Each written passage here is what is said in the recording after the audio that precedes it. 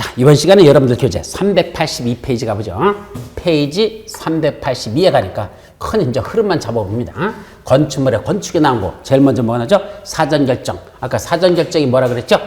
허가 대상 건축물에 대해서 건축 허가를 신청하기 전에 여기에 이런 건축물을 건축해도 허용되는지 여부에 대해서 허가권자한테 미리 결정을 신청할 수 있는 제도.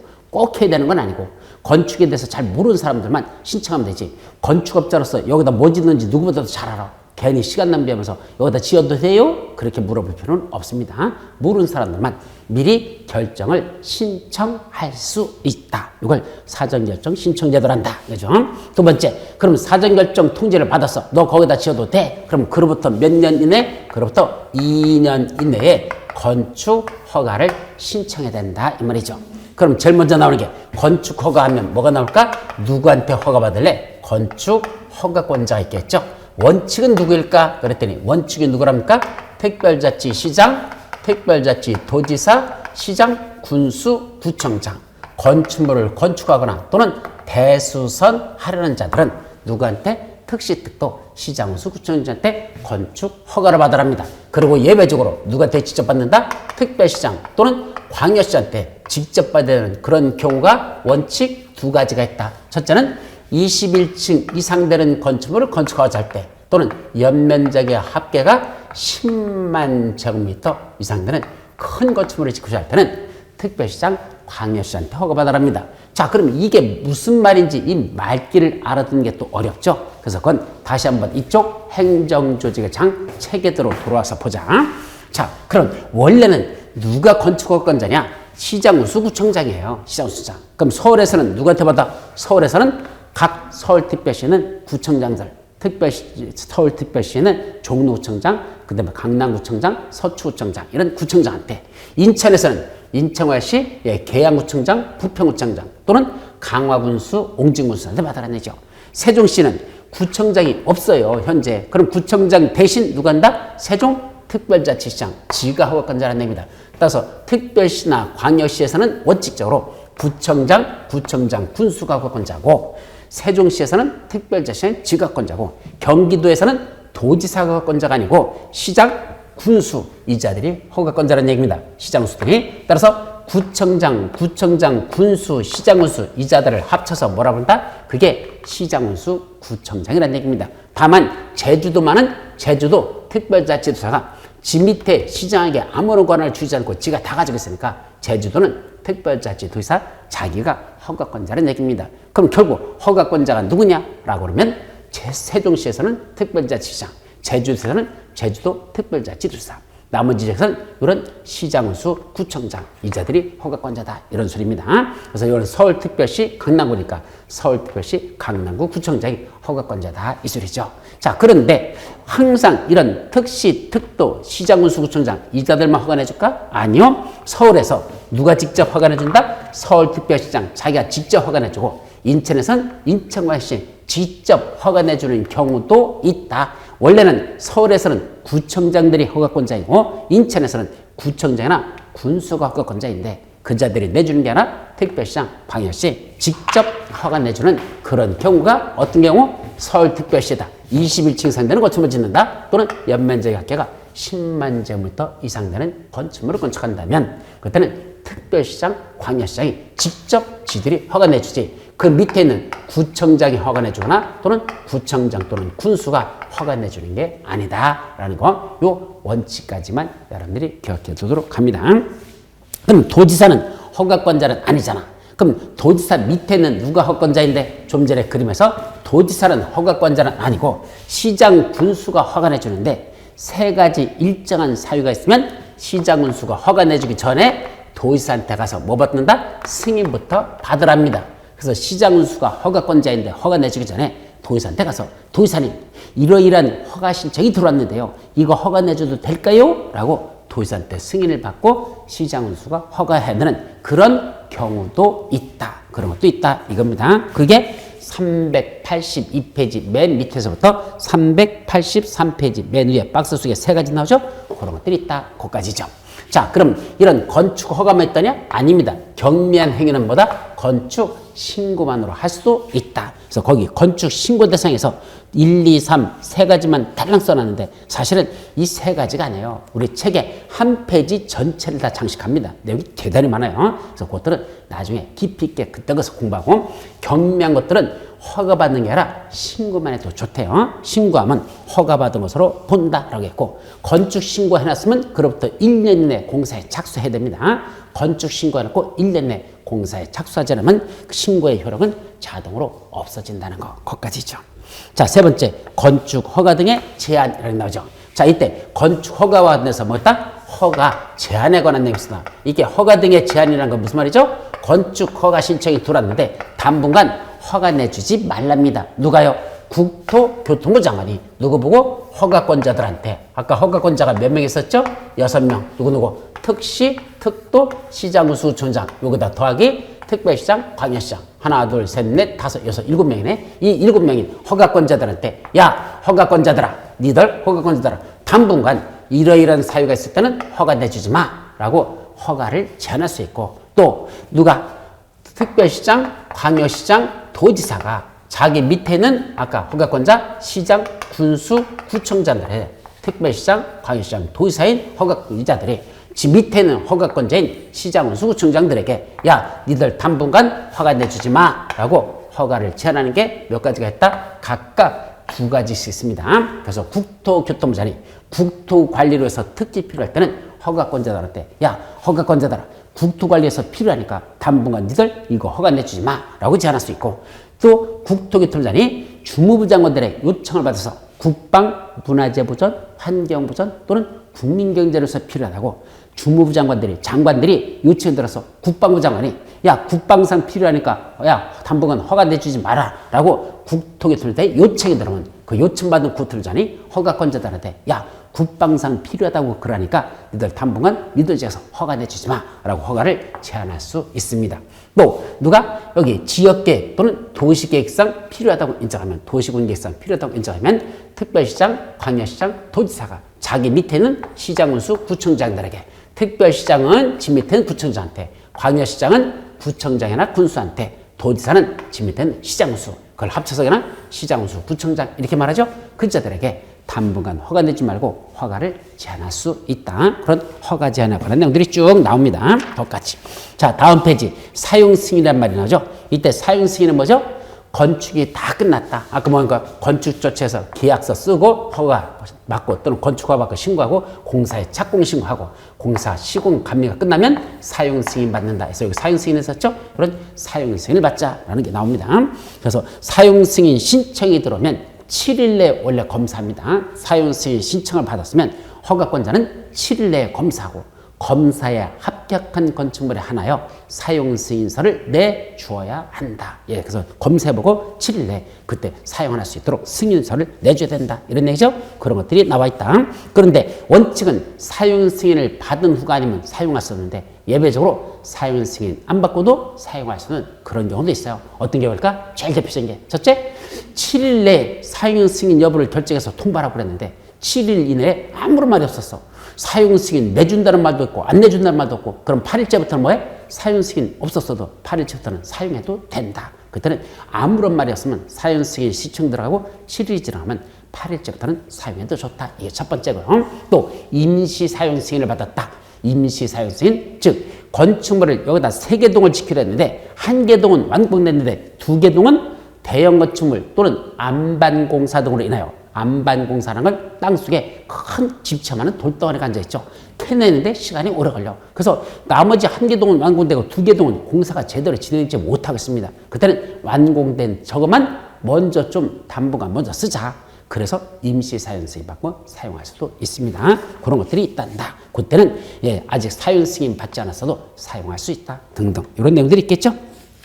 자, 이제 다음 페이지 보면 대지 및 도로에 관계죠. 그냥 대지 및 도로가 나오는데 바로 옆에 보면 건축물의 유지와 관리에 대해서는 가끔 시험 문제 나니까 이거는 지금은 보지 않는다 했으니까 이건 우리 나중에 건축법에서 들어가서 그때 보도록 합니다. 그러고는 그냥 대지 및 도로 그랬는데 대지 및 도로가 아니에요. 반드시 앞에 뭐 쓴다? 건축물이란 말을 써주십시오. 그래서 건축물이 대지와 도로 이렇게 되죠.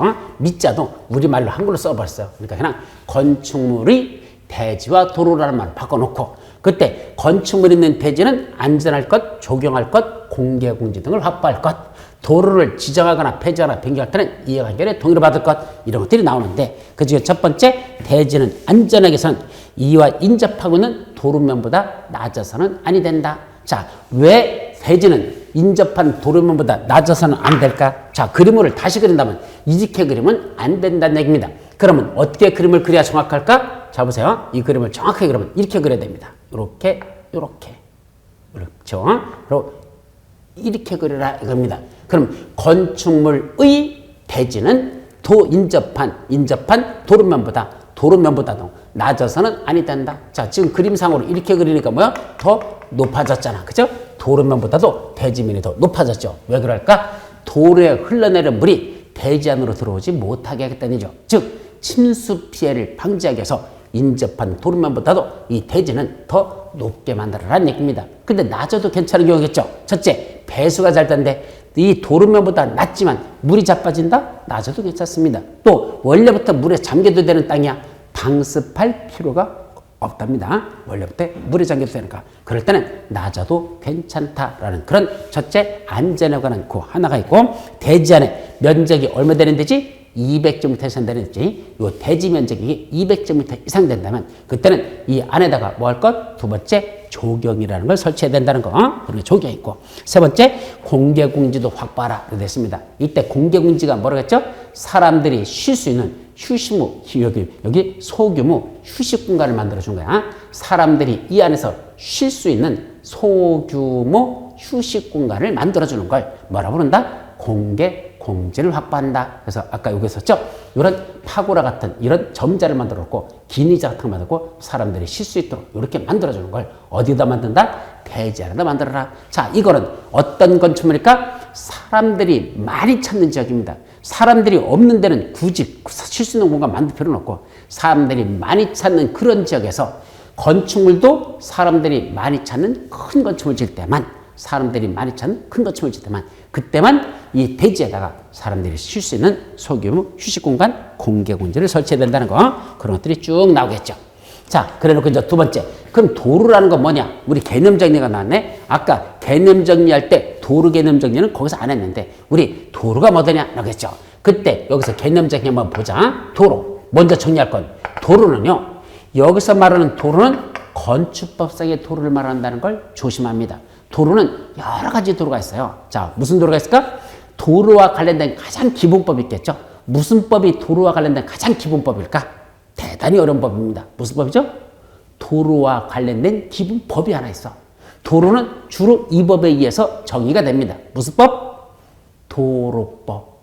대단히 어렵죠? 바로 그 도로법이라는 게 도로와 관련된 가장 기본법입니다. 그럼 도로법만 있을까? 아니야. 무슨 법도 있을까? 고속도로와 관련돼서는 특별히 고속국도법이라는 걸 따로 적용합니다. 즉 원래는 고속도로도 도로니까 도로법을 적용하되 그중에 고속도로와 관련돼서는 고속국도법에 있는 내용이 먼저 적용돼. 그게 특별법이야. 그걸 먼저 정하고 거기 없는 것들은 그냥 일반법인 도로법에 있는 걸 적용합니다. 또 무슨 도로도 있죠? 사도라는 것도 있습니다. 사도가 뭐죠? 개인 사자 씁니다. 개인들이 갖고 있는 도로 그걸 사도라고 하죠. 자, 도로는 원래 무슨 썰이죠? 도로라고 하는 건 원래는 이게 기반시설입니다. 기반시설이죠. 그 중에서 특히 무슨 시설? 공공시설. 우리 국토위계 및 인허가관본들에서 공공시설이라는 게 있었어요. 그 공공시설에 몇 가지가 있느냐? 네 가지가 있다. 이럽니다. 도로, 공원, 철도, 수도. 도공철수, 도공철수. 이걸 말한다? 공공시설이라고 하고 이런 공공시설은 그 설치한 자가 갖는 게 아니고 그걸 관리하는 관리청에게 무상 귀속되게 되어 있습니다. 그래서 공공시설의 성격은 설치한 자가 갖는 게 아니다. 관리하는 관리청에게 무상 귀속됩니다. 자, 그렇다면 여기다 뭘 만든다는 게 공원을 만들었다. 그럼 도로를 만든다. 근데 이 어떤 사람이 여기다 건물 지려고 하는데 도로랑 접해 있지 못한 땅에다 건물 짓겠답니다. 그런 땅을 뭐라 부른다? 도로랑 접하지 못한 땅, 맹지. 건축허가 난다, 안 난다? 안 납니다. 그럼 허가 받으려면 뭐 돼? 저쪽 도로로부터 여기까지 들어오는 진입도로를 내야 됩니다. 그럼 남의 땅을 사가지고 여기다 도로를 냈잖아. 그럼 이 도로 자기가 돈 주고 지가 사가지고 지가 만드는 도로니까 자기 도로일까? 아닙니다. 이 도로는 좀 전에 뭐랬죠? 공공시설. 따라서 지가 설치했어도 이 도로는 저쪽에 있는 도로가 우리 서울특별시에서 만들었으면 시도로가 되는 거고 여기 강남구에서 만들었으면 강남구도로가 되는 겁니다. 그때는 만약에 시에서 만든 도로랑 접했으면 이건 시도로로서 서울특별시에다 기부 체납해야 되고 만약 이게 강남구에서 만든 도로라면 강남구에다가 이 도로를 만드는 건 기부 체납해야 되지 자기가 만들었다고 자기 도로가 아니라는 얘기입니다. 이게 공공시설인 도로라는 얘기죠. 근데 그러한 도로 중에서 개인들이 가질 수 있는 도로를 말한다? 그걸 사도라고 한다 말이죠. 이건 공공시설 관리청에게 기술되는 게 아니고 지가 가질 수 있는 도로들 이런 건 사도라고 하죠. 그럼 이런 도로 말고 또 무슨 도로 있죠? 민자도로라는 거 있잖아. 이런 민자도로가 뭡니까? 원래는 국가가 또는 지방자치단체가 만들어줘야 될 도로를 그 돈 많이 들어가니까 안 만들고 민간인들에게 도로 만들라고 시킨 거죠. 그래놓고 뭐 10년, 20년, 30년 동안 거기서 통행료 받아 처먹게 만들어버린 이런 게 민자도로입니다. 그럼 통행료가 쌀까 비쌀까? 뒤지게 비쌉니다. 일반 도로의 몇 배 되는 그런 도로 맞죠? 도로공사가 만든 도로에 비해서 훨씬 더 요금이 비쌉니다. 그래놓고 그 돈을 빼먹을 때까지 일정 기간 동안 그걸 그 사람이 독점적으로 운영하고 그 20년, 30년이 지나면 다시 도로공사나 이런 국가기관에다 그걸 다시 기부 체납하겠다는 조건으로 그때까지만 지들이 저기서 이익을 빼먹는 거. 근데 그놈의 이익이 결국 누구의 피땀입니까? 도로 운영하는 사람들에게 그걸 빼먹는 이런 거죠. 그러다가 일정 규모가 이 도로 통행량이 안 되면 국가가 그 차익을 뭐 보전해 준다는 이런 개 같은 짓을 하고 있는 이 나라가 정상적인지 저는 이해가 되지 않습니다. 그렇게 민간한테 그걸 준 혜택을 준 놈들은 분명히 뒷조사 한번 해봐야 됩니다.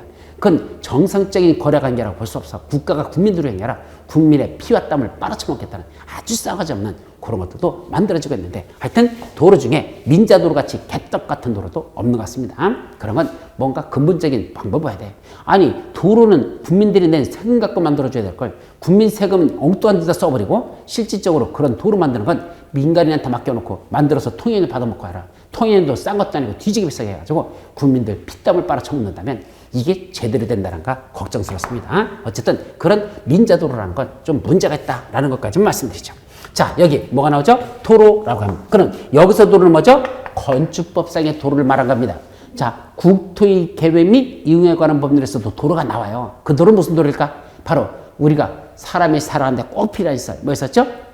기반시설. 기반시설의 하나로서 도로라는 게 나왔습니다. 이와 같이 각종 법령에서 도로라는 개념이 나오는데 그럼 여기 건축법상의 도로가 되려면 어떤 요건을 갖춰야 된다? 첫째, 보행과 그 다음에 자동차 통행도 가능하면서 그래서 걸어 다니는 거 자동차가 다니는 게 가능하면서 이게 가능하면서 너비는 얼마 이상 돼야 된다? 너비 4m 이상 되는 이러한 1번 도로 또는 2번 도로 이런 데랑 보행과 자동차 통행이 가능해야 되고 너비는 4m 이상입니다. 이때 걸어 다니는 거 가능해야 된다? 자동차 통행이 가능해야 된다? 두 가지가 동시에 가능해야 되고 그때 너비는 4m라는 건 무슨 의미를 갖죠? 자, 도로 너비 4m라는 건 그럼 2m씩 잘려져 있는 얘기입니다. 그럼 2m씩 잘라서 2m는 일반적인 승용차가 갈 수 있는 거리 2m는 일반 승용차가 또 통행할 수 있는 거리죠. 두 개의 일반 차량이 교차할 수 있는 너비를 최소한 4m로 보자는 얘기입니다. 그럼 4m면 두 개 차량이 웬만한 건 교차할 수 있습니다. 승용차에 사이드미러와 사이드미러 사이 있죠? 사이드미러와 사이드미러 요 간격이 얼마일까? 1850mm 정도 됩니다. 1m 85 정도 되니까 차가 1m 85면 2m니까 2m 되면 차량 승용차 한 대가 통행할 수 있는 너비가 되는 거죠. 물론 버스 같은 건 2m 30이나 돼요. 그러니까 버스는 사실 통행하기가 한 대밖에 못 가겠지만 일반적인 승용차는 두 대가 서로 교차할 수 있는 최소한의 너비를 몇 미터를 한다? 그걸 4m라는 개념으로 한 것이고 그러한 도로 중에서 첫 번째 국토이계 및 운영하는 법률 도로법, 사도법 그 밖에 관계 법령에 따라 신설 또는 변경에 관한 고시가 된 도로라고 돼 있죠. 그럼 이게 무슨 말일까? 각종 법령에서 도로라고 고시했으면 건축법에서도 건축법상 도로를 보자 이겁니다. 각종 법령에서 도로라고 고시했으면 건축법에 도로래. 근데 각종 법령에서 고시했다고 다 건축법상의 도로는 아니고 그런 법령에서 고시한 도로 중 뭐는 가능해야 돼?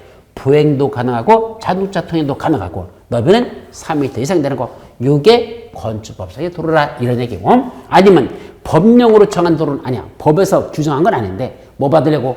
건축 허가를 받거나 건축 신고 시에 거기까지 들어가는 진입도로 되죠. 위치를 정하여 공고한 거. 건축 허가를 받거나 또는 건축 신고 시에 위치를 정하여 공고한 도로가 있다면 이것도 뭐가 된다? 건축법상의 도로가 되는데 이것도 전제 조건은 뭐다? 보행과 자동차 통행이 가능하고 너비는 3m 이상 되면 이게 건축법상의 도로랍니다. 자, 그럼 우리 한번 증명해보자. 여기 지금 있는 이 도로가 건축법상의 도로인지 아닌지를 증명해보자. 자, 첫째, 이건 도로법상의 도로로서의 성격을 갖습니다. 도로법상의 도로 맞습니다. 그럼 건축법상의 도로도 될까? 자, 증명해보죠. 첫째, 보행과 자동차 통행이 가능합니까? 현재로 봐서는 요거는 자동차 통행이 가능한 도로 맞아. 보행은 어디 있죠? 요 건물 바로 옆에 보면 여기 사람들이 걸어 다닐 수 있는 이거 인도가 있을까 없을까? 당연히 있겠죠. 그럼 인도가 있으니까 보행도 가능하고 차도가 있으니까 자동차 통행도 가능합니다. 그럼 보행과 자동차도 가능하고 너비는 얼마나 됩니까? 약 4m가 아니라 약 40m는 되게 생겼다. 무지개 넓죠? 그럼 이건 보행과 자동차 통행이 가능하면서 너비는 4m 이상 되고 도로법상의 도로, 각종 법령에서 고시된 도로가 될까? 이건 건축법상의 도로 맞다. 이건 건축법상의 도로라는 얘기입니다. 자, 저것만 있을까? 아니야. 또 어디 있을까? 여기다가 우리 건축물 하나 지려한다고 보자. 근데 도로법상의 도로랑 접해 있는 도로는 땅은 아닙니다. 이런 땅은 뭐란다? 맹지. 근데 건축물 짓고 싶으면 뭐란 얘기야? 여기까지 들어가는 진입도로를 이 법령으로 정해진 건축법상의 도로로부터 여기까지 들어가는 진입도로를 내란 얘기입니다. 여기서부터 이렇게 해서 진입도로를 여기까지 내란 얘기죠. 그러면 건축허가 내주겠다 이 소리입니다. 요때 건축허가를 받기 위해서 위치를 정하여 공고한 이것도 뭐가 된다? 이 도로도 건축법상의 도로가 될 수 있습니다. 그러려면 전제조건 여기도 보행과 자동차 통행이 가능하면서 너비는 3m 이상 될 때 이것도 건축법상의 도로로 본다. 이런 게 건축법상의 도로죠. 그러면 그것만 건축법상의 도로일까? 아니야. 예외도 있습니다. 뭐도 있죠? 첫째, 자동차 통행이 불가능한데도 건축법상의 도로가 되는 경우도 있습니다. 이때 지형적 조건으로 해서 자동차 통행이 불가능하다. 가장 대표적인 게 뭐 있을까? 예를 들면 달동네 같은 데 가보십시오. 달동네 같은 데 보면 경사도가 상당히 가팔라요. 그러다 보니까 사람이 보행, 걸어다니는 건 가능해. 근데 자동차는 경사도가 좀 가파르면 헛바퀴 돌아서 못 올라갑니다. 자동차 통행 불가능합니다. 그래도 그거 건축법상의 도로가 될 수 있습니다. 너비가 차량이 아니니까 이제 3m 이상만 된다면 원칙적으로 그것도 건축법상의 도로가 될 수 있대. 그럼 보행은 반드시 가능해야 되고 자동차 통행은 불가능해도 건축법상의 도로가 되는 경우는 있다 이 소리입니다. 또 뭐도 있죠? 막다른 도로. 앞으로 더 이상 진행할 수 없는 도로. 더 이상 앞으로 갈 수 없는 도로를 뭐란다? 막다른 도로라고. 이런 막다른 도로도 뭐가 된다? 건축법상의 도로가 될 수 있다라. 그런 식으로 됐습니다. 그래서 건축법상의 도로가 되는 요건들이 이런 예외들도 있는데 이 예외에 대해서는 아직 여러분들 책에서 서술하지 않고 있습니다. 자, 일단 도로라는 건 이게 건축법상의 도로다. 그럼 건축법상의 도로가 왜 중요하냐? 여기는 안 써있지만 왜 중요할까? 건축법상의 도로랑 접해 있는 땅만 건축허가 난다 이 소리입니다.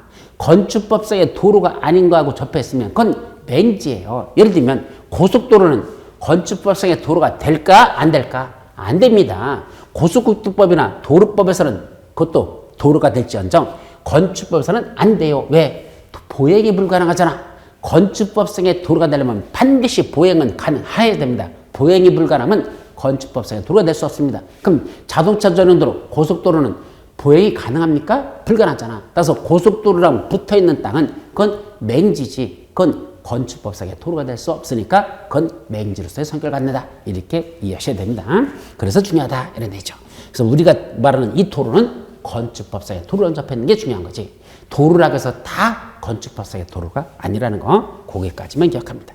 자, 대지와 도로는 어떤 관계에 있어야 되죠? 아까 말씀드렸어. 건축물이 대지는 여기 접하는 거 최소한 이 접하는 게 몇 미터 이상 접할 거? 이거 2m 이상을 접해야 되는 게 원칙이고 예배들은 있는데 곧 넘어가자. 그럼 맨 밑에 뭐 나죠? 건축선이라고 했었죠. 그래서 원래 건축선은 어디다? 대지와 도로가 접하는 이 노란 선. 이 노란 선이 건축선이고 건물은 그 노란 선 뒤쪽으로 지으면 된다는 얘기입니다. 그럼 바짝 붙여질 수 있고 뒤로 더 떨어질 수 있어. 그러나 최소한 이 도로랑 접하는 대지에 바짝 붙여지는 그것도 가능하다는 얘기죠. 그런데 예외가 있대. 건축선이 대지 안으로 후퇴한대. 대지 안으로 후퇴한다는 건 건축선이 대지 안으로 밀려 들어간다는 얘기죠. 그래서 어디다 짓는다? 요 빨간 선 뒤로만 짓도록 그렇게 규제하는 예외도 건축선에 관련된 그런 예외도 있다라는 얘기입니다. 거기까지만 여러분들이 기억하죠. 자, 그 맨 밑에 건축선에 따른 건축 제한이 나오는데 그건 나중에 세부적으로 보도록 합니다. 자, 390페이지 가니까 뭐죠? 지역 및 지구안의 건축물이란 말이 나옵니다. 그러면 일정한 건축물의 구주제로 설명하는 건 이것도 너무 잡다한 것들이니까 건너뛰고 일정 지역 및 지구안에다 건축물을 지을 때 첫째 면적에 대한 제한이 있죠. 그럼 원래 면적 제한 중에 첫 번째 무슨 면적 제한이 있죠? 건폐율 제한이 있다고 그랬잖아. 그럼 이 건폐율 제한이라는 게 무슨 말이죠? 어떤 대지 안에다 뭘 졌는데 건축물을 졌는데 이때 이 건축물의 가장 바깥쪽 벽, 무슨 벽? 외벽의 중심선으로 둘러싼 이 수평표 면적을 무슨 면적을 한다? 이걸 건축 면적이라 이렇게 말하고 이 건축 면적 너무 넓게 짓지 못하도록 규제하는 걸 뭐라죠? 건폐율이라 합니다. 대지 면적에 비해서 건축 면적 너무 많이 차지 말래. 그게 뭐죠? 건폐율 제한이라 하죠. 그럼 건폐율 이코로 뭐라죠? 대지 면적 분의 잘 봐요. 대지 면적 분의 건축 면적 곱하기 100 이걸 뭐라 부른다? 건폐율이라 이렇게 하잖아요. 이게 건폐율이잖아. 그럼 결국 대지 면적이 얼마일 때 만약에 이 대지 면적이 우리가 1000제곱미터라고 가정하고 이게 1000제곱미터이고 건축 면적 차지하는 게 그 중에 반을 차지한 500제곱미터라면 그때는 건폐율은 몇 프로입니까? 건폐율 대지 면적 1000분의 건축 면적 500 곱하기 100 1000분의 500은 2분의 1 2분의 1 곱하기 100은 50% 그때는 건폐율 50%가 된다는 얘기죠. 즉 건폐율 50%라는 것 대지 면적에 비해서 요 건축 면적이 차지하는 게 반을 넘지 말라. 50% 이하로 자라. 내는 반 이하로 하면 되지. 요 반을 넘기는 건축 면적이 너무 넓어서는 아니 된다. 이게 바로 건폐율 제한이다 이 말이죠. 그럼 건폐율을 먼저 이해하려면 뭘 알아야 돼? 대지 면적이 무엇인지 개념 정리도 알아야 되고 이때 건축 면적이 무엇인지 개념 정리를 해야 대지 면적이 뭐에 들어가고 뭐는 대지 면적이 안 들어가는지를 알아야 대지 면적을 계산할 거고 건축 면적에 포함되는 게 뭐고 건축 면적에서 제외되는 게 뭔지를 알아야 건축 면적을 계산할 수 있죠. 그래서 대지 면적도 계산하고 건축 면적을 계산할 줄 알아야 뭘 계산한다? 건폐율 몇 % 이하인지를 그걸 판단할 수 있다는 얘기입니다. 그래서 거기 대지 면적이 무엇인지 건축 면적이 무엇인지 요 개념이 나오고 또 바닥 면적, 옆 면적은 왜 중요하죠? 용적률 때문에 나온 겁니다. 건폐율만이라 아까 뭐 어디 있다 했죠? 어떤 대지에다 건축물을 짓는다 그랬어. 이때 이 건축물에 뭐가 있을까? 용적률도 있다 그랬죠. 그럼 용적률은 뭐라 그랬죠? 하나의 대지 위에다 건축물을 짓는데 이 건축물에 뭐가 있다? 첫째 1층 바닥 면적, 여기 2층 바닥 면적, 여기 3층 바닥 면적, 여기 4층 바닥 면적 이렇게 몇 개 층이 올랐다? 4개층이 올랐다고 가정하자.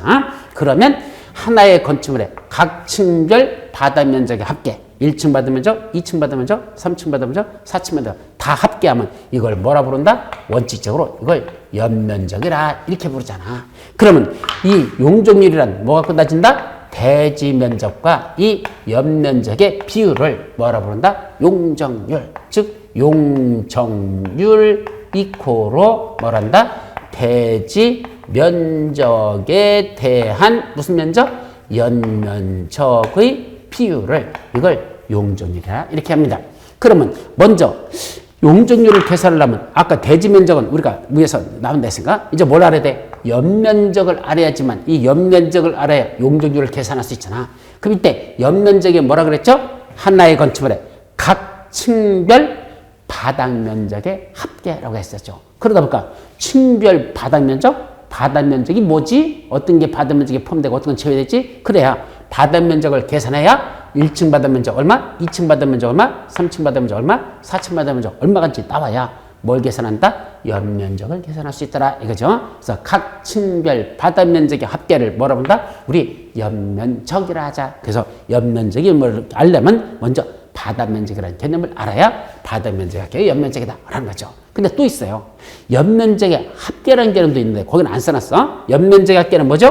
하나의 대지 위에다가 이 하나의 대지에다 하나의 건축만 있는 게 아니라 두 개 동 이상의 건축물이 있다면 어떻게 될까요? 한 개 동만 있는 게 아니라 두 개 동이 있다면 어떻게 되죠? 한 개 동의 바다 면적이 있을 것이고 또 한 개 동의 바다 면적이 있을 것이다. 그때 이쪽 동의 바다 면적, 이쪽 바다 면적의 합계가 있을 것이고 여기 이쪽 동의 바다 면적의 합계가 있을 것이다 이거죠. 그럼 이쪽 바다 면적의 합계를 뭐라죠? 요 건축물의 연면적, 이쪽 건축물의 연면적. 이때 하나의 대지 안에 두 개 동 이상의 건축물이 있을 때 그 연면적과 그 연면적을 합하면 뭐가 된다? 연면적의 합계라는 개념이 나온다. 그래서 연면적의 합계라는 개념이 성립되려면 첫째 뭐가 조건이다? 하나의 대지라는 걸 먼저 조건으로 해놓고 하나의 대지 안에 건물이 한 개 동만 있는 게 아니라 두 개 동 있을 때 그걸 뭐라 부른다? 연면적의 합계라고 부른다. 이런 개념 정리를 여러분들이 정리해야 용적률을 계산할 수 있다 이거죠.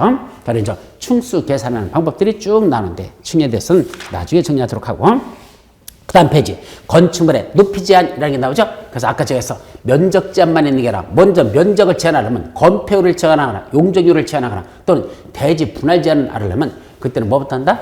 면적 계산하는 방법 건축 면적이 먼저 여기서부터죠. 대지 면적이 무엇인지 건축 면적이 무엇인지 바다 면적이 무엇인지 연면적이 무엇인지 연면적이 무엇인지 이런 용어들을 알아야 이 건폐율, 용적률, 면적 제한할 수 있고 또 건축물이 있는 대지를 분할할 때는 너무 작게 분할하지 말라. 요까지는 아직 안 나왔지만 나중에 요 내용까지도 정리할 겁니다. 그리고 높이를 제한하는 건 두 가지. 일정한 가로구역 안에서 건축물의 높이를 제한하는 게 있고 일조 등의 확보를 위해서 건축물의 높이를 제한하는 그런 내용들이 있다라는 거 그것만 일단 정리하고 넘어가죠. 자, 옆에 이제 그 밖에 기타 그랬는데 앞으로 법률용에서 기타란 말은 쓰지 않기로 되어 있습니다. 민법도 현재 나와 있는데 기타란 말은 이렇게 쓰거든요. 기타 이거 일본 말이에요. 그래서 현재 개정되는 법률에서는 기타란 말은 전부 다 빼버렸습니다. 전부 다 뭐라고 바꾼다? 그 밖에 라는 말로 써버립니다. 그래서 앞으로 법률용에서 기타란 말을 쓰지 않는다. 이건 일본 말로서 우리말로는 그 밖에 라는 용어로 전부 다 개정 중에 있고 바뀌고 있으니까 민법에서도 기타라고 쓰는 말은 이제 내년부터 민법이 개정되면 그 밖에 라는 말로 고쳐 쓰도록 그렇게 되어 있습니다. 그건 모든 법률에서 다 이제 기타라는 말은 없애버리도록 하자. 일본 말이라서 쓰지 않는다는 거 개정된 내용은 거의 다 그 밖에 라는 말로 고쳐진다. 그 정도만 하시죠. 자, 393페이지 보니까 건축 분쟁 전문 위원회라는 게죠. 그래서 건축과 관련된 분쟁이 발생하면 그 분쟁의 당사자들이 국토교통부 산하에 있는 분쟁위원회에 찾아가서 이 분쟁 좀 해결해달라고 조정신청 또는 재정신청을 하는 게 있는데 그런 세부적인 내용은 지금 볼 건 아니고 그런 게 있다 정도만 하십시오. 자, 그 밑에 이행강제금이라는 게 나오죠. 그럼 이행강제금이라는 건 아직 세부적인 내용은 볼 건 아니고 개념적인 하고 넘어가자. 이행강제금 자, 건축법에서 하지 말라고 그랬어. 근데 그걸 뭐 하는 자 있죠? 위반한 자 있죠. 첫째는 뭔 자? 건폐율 몇 % 이하로 자라. 근데 그 건폐율을 초과해서 짓는 자. 요거 건축 면적 너무 넓게 짓지 말라고 규제했는데 이걸 지멋대로 이렇게 넓게 짓는 자 있을 수 있죠? 용적률 연면적 얼마 이하면 져야 되는데 이걸 지멋대로 초과해서 그렇게 싸가지 없이 짓는 자들이 있더라. 그러면 그런 건축 면적이나 또는 연면적을 초과해서 지면 그때는 건폐율 용적률을 위반한 자가 되죠. 그런 자들 또는 건축 허가 받고 그랬더니 허가 안 받고 무허가로 짓거나 건축 신고를 했더니 신고 안 하고 그냥 짓는 자들 또는 허가 받은 거와 다르게 짓는 자들 있을 수 있잖아. 그 자들에게 뭘 내리죠? 시정명령을 내립니다. 야, 너 그거 뜯어내. 너 이거 고쳐. 라고 시정명령 내리죠. 그러면 해야 될 거 아니야. 근데 안 합니다. 안 하면 어떡할까? 원칙은 행정대집행입니다. 행정대집행이 뭐죠? 네가 철거 안 하면 내가 대신 집행해야겠다. 내가 대신 철거해내겠다. 이겁니다.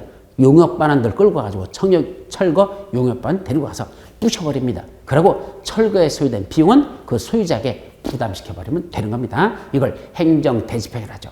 근데 이 행정대집행이 생각보다 만만치 않습니다. 왜냐하면 불법 건축물을 건축했는데 한 명만 짓는 게 아니라 거기서 수십 명 또는 수백 명이 짓고 집단적으로 거주하는 적이 있어요. 거기 철거하러 간다는 게 쉬울까? 만만치 않습니다. 철거해도 그 사람들 안 합니다. 왜? 거기 부시고 나가라면 갈 곳이 없거든. 이 엄동설안에 나보고 거기 나가라고 길거리에 나가서 얼어뛰잖아. 여기서 장렬히 싸우다가 산하에서 돌아가시라. 이래저래 뒤지는 건 마찬가지다. 그런 사람들 있잖아. 그럼 뭐 할까? 안 나가고 거기서 버팅깁니다. 만약에 철거 용역반항을 오면 뭐죠? 거기서 쌈이 없습니다. 이거다 화염병 같은 거 준비하고 새총 같은 거 준비하고 짱돌 준비하고 있다가 오면 싸우겠다는 얘기입니다. 어차피 이래저래 죽는 게 마찬가지로만 싸우다 죽겠다 이런 분들 있잖아. 그럼 그 철거하는 과정에서 엄청난 인적 손실 같은 거, 물적 손실이 발생합니다. 실제로 저 무허가 판자촌 같은 거 철거하는 데서 옛날에 얼마나 많은 그런 싸움이 있었습니까? 이거 만만치 않다는 얘기입니다. 그러면 먼저 철거하는 그런 과정 들어가기 전에, 강제 철거하기 전에 먼저 계고합니다. 야, 너 거기 무허가 건축물 짓는 거 철거해. 언제까지 철거하지 않으면 너 거기에 대해서 500만 원 부과하겠다라는 걸 합니다. 근데 정말로 그 기간이 지났는데도 그 철거하지 않아서 그때는 500만 원 실제로 부과합니다. 그러고 일정 기간이 지나서 또 가봤어. 그때는 아직도 철거 안 하고 그냥 있어? 그때는 또 500만 원 또 부과하겠다는 얘기죠. 언제까지? 철거할 때까지 반복적으로 이런 금전적 부담을 부과시키는 걸 뭐라고 부른다? 이행강제금을 부과한다고 한다. 이런 얘기죠. 그럼 이런 이행강제금은 어디서 나올까? 국토의계미 용역을 하면서 토지거래 허가제에서도 나와요. 토지를 허가받은 목적대로 이용해야 되는데 이용하지 않고 허가받아놓고 취득해놓고 그냥 방치하고 있는 자, 다른 목적으로 쓰고 있는 싸가지 없는 자들, 그 자들은 이행강제금을 부과하고 건축법상 허가받거나 신고를 했는데 안 하거나 건폐용적률을 초과해서 신 자들, 그 자들도 등등 이행강제 부과하고 마지막 농지법에서도 이행강제 부과하고 해서 우리 현재 시험법에 들어가는 법률 중에서는 국토의 계획 이용에 관한 법률, 건축법, 농지법에서 무슨 규정이 있다? 이행, 강제금 부과하고 관련된 그런 규정들이 있다. 그래서 그건 세부적인 건 나중에 정리하도록 합니다. 여기까지가 무슨 법? 건축법에 관한 내용들이 세부적인 걸 다 살펴봤습니다. 그래서 요 정도만 아시고 다음 주에는 이제 마지막 뭐가 나왔죠? 주택법하고 농지법이 나왔습니다. 그래서 주택법, 농지법은 중요한 사항 위주로 해서 다음 주에 기초 강의는 마무리하도록 하죠. 그래서 부동산 공법은 어떻게 공부하는 게 최선이다? 반복밖에 없습니다. 자꾸 들어서 또 반복하고 반복해야지 한 번만에 이 공법을 전복하려고 한다는 거 불가능한 얘기입니다. 말기가 어려운데 귀에 안 들어오는데 어떻게 한 번만에 그걸 알아듣습니까? 자꾸 듣고 반복해서 빨리빨리 귀에 익숙해져야 그래야지 공법은 빨리 전복할 수 있지 그냥 막연한 이 소리를 여러분들이 그냥 한 번만 듣고 따라가려고 한다는 건 거의 불가능하다는 거. 그리고 이제 다음 기본 강의 들어갈 때부터는 매주 외워야 될 걸 한 장씩 들을 겁니다. 그래서 B퍼지 크기인데 원래 A퍼지로 출력하는 사람도 있겠지만 그래 출력해서 앞면, 뒷면 딱 2페이지입니다. 한 장짜리로 들을 겁니다. 그 2페이지 들으면 고속의 핵심 정리 1부터 핵심 정리 한 30개 정도 해서 매주 외워야 될 내용들을 딱딱 핵심 정리로 정했죠. 그것만 내려도 2달 동안 그렇게 하루에 2페이지씩만 정리해 나가면 아마 2월 말쯤 되면 공법에 대한 틀이 잡힐 것이고 최소한 50점 이상은 확보할 수 있는 기본 실력이 닦입니다. 그래서 제일 중요한 게 1, 2월달 강의니까 그건 꼭 여러분들이 쫓아오도록 그렇게 하셔야 됩니다. 자, 오늘은 여기서 마치도록 하죠. 자, 여러분 수고하셨습니다.